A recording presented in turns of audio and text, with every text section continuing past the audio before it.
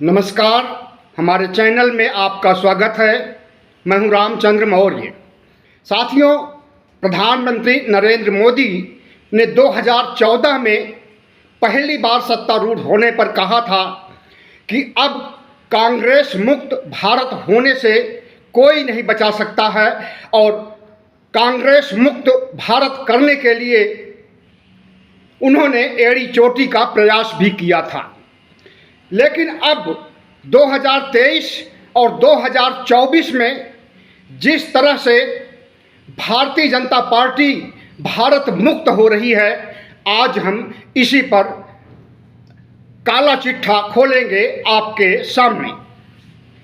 तो साथियों, आपने देखा कि भारतीय जनता पार्टी किस तरह से साम दाम दंड भेद सीबीआई, ईडी, आईटी तमाम एजेंसियों को लगा करके कांग्रेस की और दूसरी सरकारों को गिराने के लिए भरसक कोशिश की और उसमें बहुत हद तक उसे कामयाबी भी मिली। लेकिन अब उसका साम दाम दंड भेद और तमाम एजेंसियां काम नहीं आ रही हैं और जो मुहिम उन्होंने छेड़ी थी कांग्रेस के खिलाफ, विपक्ष के खिलाफ, वह मुहिम धराशायी हो चुकी है और खुद भारतीय जनता पार्टी भारत मुक्त हो रही है। आप देखें कि 2014 के बाद किस तरह से भारतीय जनता पार्टी का ग्राफ बढ़ा था। अधिकांश राज्यों में, या यूं कहें कि 3/4 राज्यों में भारतीय जनता पार्टी ने कब्जा कर लिया था 2014 के बाद। लेकिन 2019 के बाद भारतीय जनता पार्टी की उल्टी गिनती शुरू हो गई है और अब 2024 तक भारत मुक्त हो जाएगी भारतीय जनता पार्टी। उसके तमाम से उदाहरण देखे जा सकते हैं। अंधेरा छटने वाला है, उजाला आने वाला है और भारतीय जनता पार्टी जो अपने को तानाशाह पार्टी समझती थी, जो अपने को सांप्रदायिक पार्टी समझती थी और जो अपने को छद्म राष्ट्रवाद के बूते ऊंचाइयों पर पहुंचाने का काम की थी, अब वह किस तरह से धराशायी हो रही है आपके सामने है। हर चुनाव जो हो रहे हैं उसमें भारतीय जनता पार्टी को झटका लग रहा है। गुजरात में कामयाबी जरूर हासिल हुई, उत्तर प्रदेश, उत्तराखंड और असम में जरूर कामयाबी हासिल हुई और यहाँ पर उनके मुख्यमंत्री बने हुए हैं। लेकिन बाकी राज्यों में, कुल भारत में लगभग 29 राज्य हैं।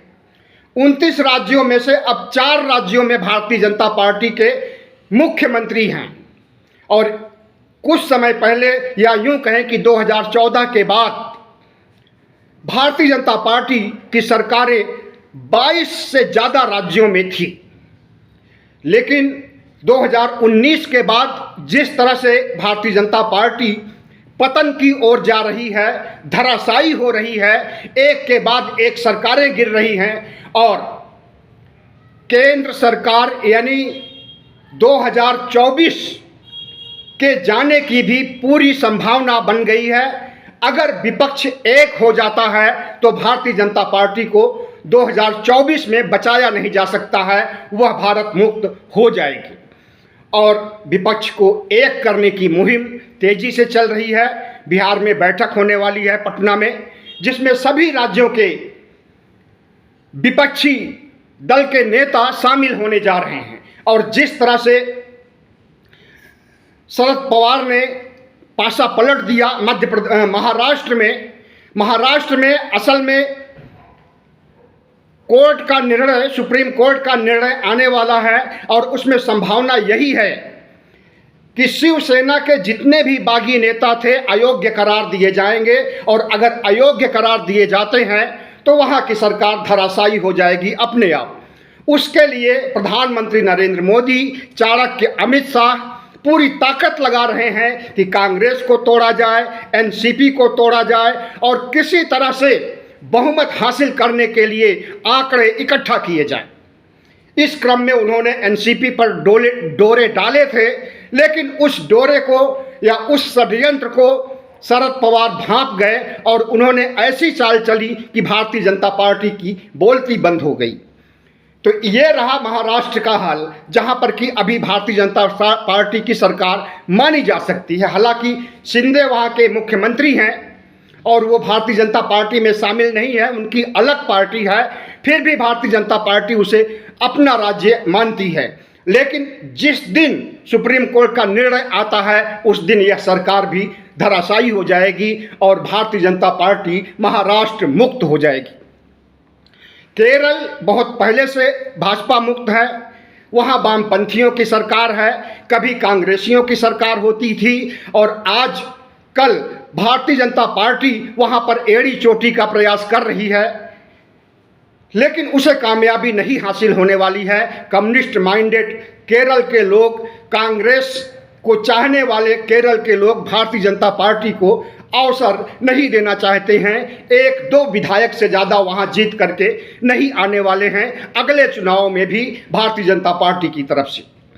तमिलनाडु भाजपा मुक्त बहुत पहले से है, कभी भी भारतीय जनता पार्टी का मुख्यमंत्री तमिलनाडु में नहीं बना है और वहाँ पर जिस तरह से पिछड़ी जातियों में चेतना है, जिस तरह से अपने अधिकार को प्राप्त करने के लिए और राजनीतिक अधिकारों के लिए लंबे समय से, या यूं कहें कि लगभग 150 सालों से द्रविड़ मुनेत्र कड़गम ने जंग छेड़ी हुई है, वहाँ पर न तो कांग्रेस की दाल गलने वाली है और न भारतीय जनता पार्टी की। तो दक्षिण के ये दो राज्य भाजपा मुक्त शुरू से थे, आज भी हैं और आगे भी रहेंगे। आंध्र प्रदेश में भारतीय जनता पार्टी की सरकार नहीं है, वह भी भारत मुक्त कर दिया है आंध्रा ने भी बीजेपी को।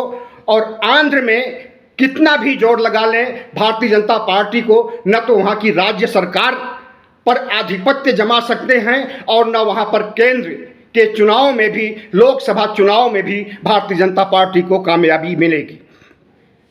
बंगाल, पश्चिम बंगाल में ममता दीदी पूरे जोशो खरोश के साथ राज कर रही हैं और वहाँ पर भारतीय जनता पार्टी लड़ी थी और पूरी ताकत लगाई थी, लेकिन वहाँ पर उसे कामयाबी नहीं हासिल हुई। 76-77 सीटों पर आकर के अटक गई और वहीं पर तृणमूल कांग्रेस 115 से ज़्यादा विधायकों को लेकर के अपनी सरकार बनाई है और मजबूती से वह सरकार टिकी हुई है। बिहार में भारतीय जनता पार्टी का अता पता नहीं है। बिहार में नीतीश के साथ जो खेला खेला है प्रधानमंत्री नरेंद्र मोदी और चाणक्य अमित शाह ने, उसे आप अच्छी तरह से जानते हैं कि उनके सहयोग से, नीतीश के सहयोग से सरकार भी बनाए हुए थे और नीतीश को मुख्यमंत्री बनाए हुए थे, फिर भी नीतीश की पार्टी को तोड़ करके अपनी सरकार बनाने की कवायद कर रहे थे। नीतीश को पता चला और उन्होंने रातों रात भारतीय जनता पार्टी को अलग कर दिया और राष्ट्रीय जनता दल के साथ मिलकर के महागठबंधन की सरकार बना ली। और अब जिस तरह से बिहार आगे बढ़ रहा है जातीय जनगणना को लेकर के, वहाँ पर भारतीय जनता पार्टी को न तो राज्य का, बिहार का चुनाव जीतने की कोई संभावना है और न केंद्र के चुनाव में भी उन्हें वहाँ पर वांछित सफलता मिल सकती है। झारखंड में शिबू सोरेन की पार्टी राज कर रही है और हेमंत सोरेन वहाँ पर मुख्यमंत्री हैं। उस सरकार को भी गिराने के लिए भारतीय जनता पार्टी ने एड़ी चोटी का प्रयास किया, तमाम विधायकों की खरीदारी किया, उसमें कैश भी पकड़ा गया करोड़ों लाखों रुपयों की मात्रा में, जो कि कलकत्ता से कैश चला था और झारखंड रांची पहुंच रहा था। रास्ते में ही सोरेन की पुलिस ने उसे दबोच लिया और सारा भंडाफोड़ कर दिया, सरकार गिरने से बच गई। तो झारखंड में भी भारतीय जनता पार्टी भारत मुक्त हो चुकी है। रही बात उड़ीसा की, तो उड़ीसा में भी नवीन पटनायक इतना मजबूती के साथ जुड़े हुए हैं अपने राज्य से कि वहाँ पर न कांग्रेस की दाल गलने वाली है और न भारतीय जनता पार्टी की। उड़ीसा एक ऐसा राज्य है जहाँ पर की सरकारें जल्दी से बदलती नहीं हैं और वहाँ की अपनी लोकल सरकार, वहाँ की अपनी पटनायक की सरकार राज कर रही है और आगे भी राज करने की संभावना है। और विपक्षी गठबंधन में नवीन पटनायक आ रहे हैं, इसके लिए उन्होंने हामी भर दिया है। तेलंगाना में भारतीय जनता पार्टी कितना भी जोर लगा ले, लेकिन वहां पर उसकी सरकार नहीं बन सकती है। कर्नाटक की बात है तो कर्नाटक में इस समय चुनाव के लिए माहौल चल रहा है और पूरे शबाब पर है प्रचार। 2 दिन में चुनाव प्रचार खत्म हो जाएगा, 10 तारीख को वोटिंग होगी और 13 मई को भारत मुक्त के अभियान में कर्नाटक भी शामिल हो जाएगा और भारतीय जनता पार्टी को वहां पर बुरी तरह से हार मिलेगी।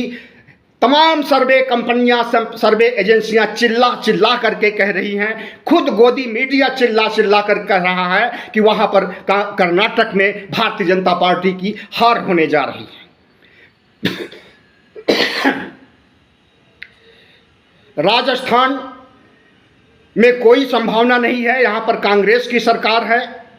जिस तरह से राजस्थान में वसुंधरा राजे और भारतीय जनता पार्टी के बीच जंग छिड़ी हुई है, पार्टी अंदरूनी तौर पर कमज़ोर हो गई है और वहाँ पर कांग्रेस की सरकार है मजबूती के साथ और भारतीय जनता पार्टी में बगावत के चलते, भारतीय जनता पार्टी में विरोध और विद्रोह के चलते वहाँ पर कामयाबी हासिल कर पाना अगले चुनाव में राजस्थान के नामुमकिन है भारतीय जनता पार्टी को। इसी तरह से हिमाचल भी बीजेपी मुक्त हो चुका है। गुजरात और हिमाचल का चुनाव साथ ही हुआ था और उसमें गुजरात को तो भारतीय जनता पार्टी ने जीत लिया, साम दाम दंड भेद दिया, यूँ कहें कि एजेंसियों के माध्यम से, लेकिन हिमाचल में उसकी दाल नहीं गली और वहाँ पर कांग्रेस आ गई और बहुत मजबूती के साथ टिकी हुई है। पंजाब में भारतीय जनता पार्टी का मुख्यमंत्री कभी नहीं रहा। पंजाब में जो स्थिति है वहाँ पर आम आदमी पार्टी काबिज हो गई है और मजबूती के साथ काबिज है।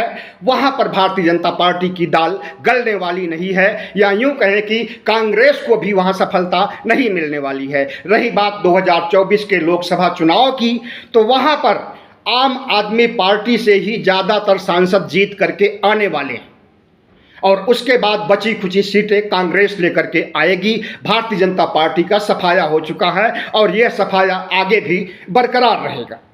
दिल्ली में भारतीय जनता पार्टी की सरकार नहीं है और दिल्ली में जिस तरह से केजरीवाल ने 1 बार नहीं 2 बार 3 बार भारी बहुमत से प्रधानमंत्री नरेंद्र मोदी और अमित शाह की पार्टी भारतीय जनता पार्टी को हराया है, वह काबिल तारीफ है। इतनी बड़ी हार आज तक भारतीय जनता पार्टी की कभी नहीं हुई है जैसी हार दिल्ली में हुई है। और दिल्ली में जिस तरह से किसानों ने आंदोलन किया, जिस तरह से आजकल राष्ट्रीय स्तर के ओलंपिक के खिलाड़ी आंदोलन कर रहे हैं, धरना प्रदर्शन कर रहे हैं और न्याय मांग रहे हैं, इससे दिल्ली की छवि भी खराब हुई है भारतीय जनता पार्टी के लिए और 2024 के चुनाव में इसका परिणाम उसे अच्छी तरह से भुगतना पड़ेगा।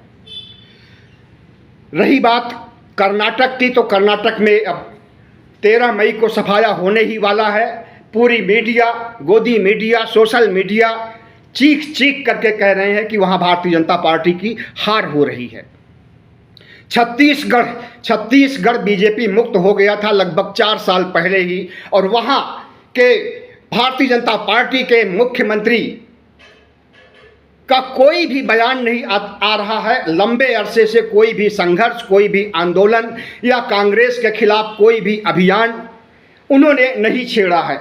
मतलब कि जैसे राजनीति से उन्होंने संन्यास ले लिया है। और जिस तरह से छत्तीसगढ़ में भूपेश बघेल अपना सिक्का जमाए हुए हैं, आगे भी उम्मीद है कि उन्हें 2024 के चुनाव में भी अच्छी खासी जीत मिल सकती है। जम्मू कश्मीर में भारतीय जनता पार्टी का कहीं अता पता नहीं है। पीडीपी और दूसरी पार्टियां, नेशनल कॉन्फ्रेंस का अस्तित्व तो जरूर है, लेकिन अब चुनाव के बाद पता चलेगा कि किसकी सरकार बनती है और लगता है कि चुनाव वहां पर भी जल्दी ही होने वाला है। मध्य प्रदेश में कांग्रेस की जीत हुई थी 2018 के चुनाव में, लेकिन जिस तरह से प्रधानमंत्री नरेंद्र मोदी और चाणक्य अमित शाह ने साम दाम दंड भेद और तमाम एजेंसियों का उपयोग करके वहां पर अपनी सरकार बनाई है, ज्योतिरादित्य सिंधिया को अपने पक्ष में करके लालच का लब्बो लुआब दे करके जिस तरह से तोड़ फोड़ करके वहां पर अपनी सरकार बनाई है, वहां पर भी आंकड़े आ रहे हैं कि भारतीय जनता पार्टी की स्थिति अच्छी नहीं है।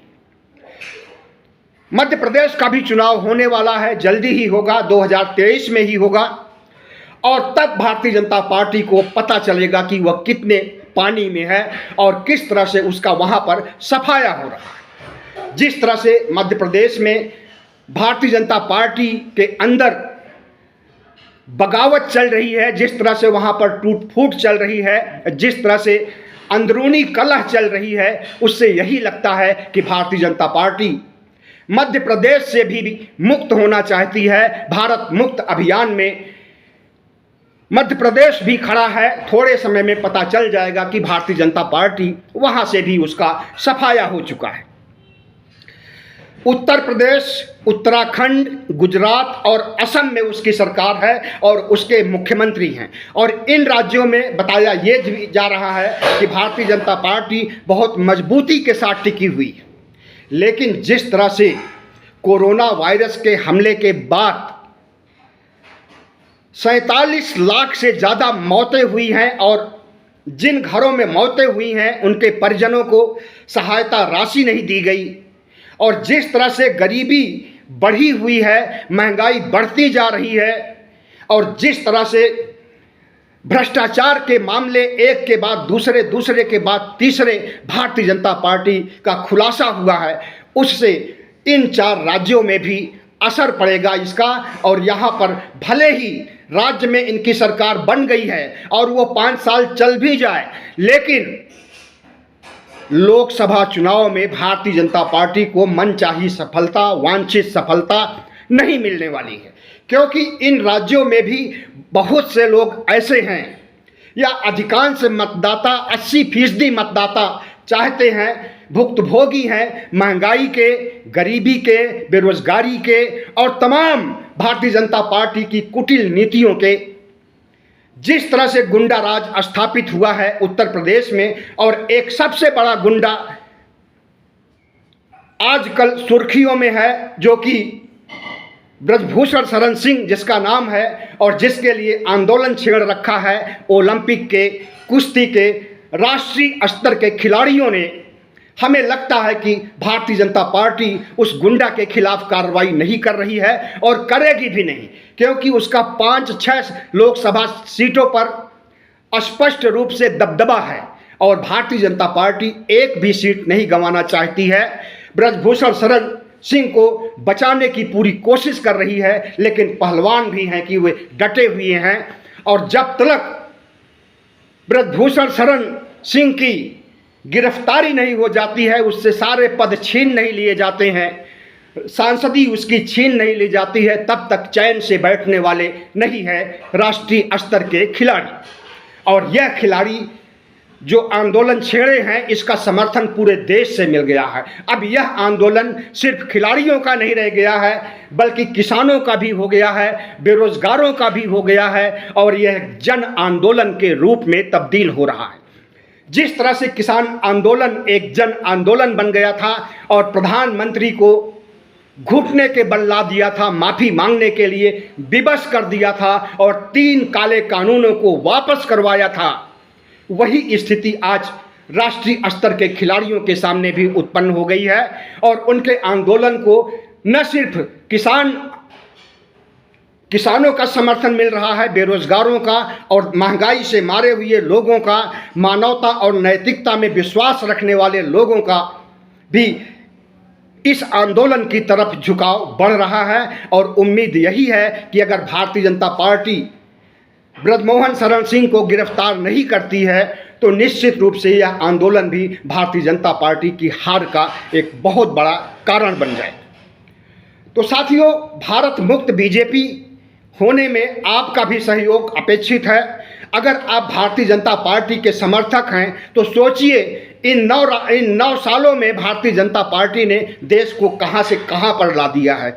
इस देश का न सिर्फ सौदा किया है, इस देश को न सिर्फ बेचा है, इस देश की कंपनियों को, इस देश के विभागों को न केवल कारपोरेट के हवाले किया है और अपने मित्रों को बेचा है, बल्कि देश में महंगाई कहां पर है, देश में बेरोजगारी कहां पर है और देश की छीछा लेदर करने में इस देश के 90 करोड़ मतदाताओं का विश्वास खोया है भारतीय जनता पार्टी ने। तो निश्चित रूप से कांग्रेस मुक्त भारत तो नहीं हो सका, बल्कि कांग्रेस शक्तिशाली हो गई है। भारत जोड़ो यात्रा के बाद से ही भारतीय जनता पार्टी के हौसले पस्त लग रहे हैं, उसकी परेशानियां बढ़ गई हैं और भारतीय जनता पार्टी जिस तरह से कमज़ोर हो रही है और कांग्रेस जिस तरह से मजबूत हो रही है वह आप अच्छी तरह से देख रहे हैं। और आने वाले चुनाव में भारतीय जनता पार्टी की जिस तरह से राज्यों में हार हो रही है और यही हार एक दिन 2024 में लोकसभा चुनाव में भी उसकी होने वाली है, इसके लिए गारंटी दी जा रही है विश्लेषकों द्वारा, पत्रकारों द्वारा और सोशल मीडिया पर काम कर रहे बुद्धिजीवियों के द्वारा।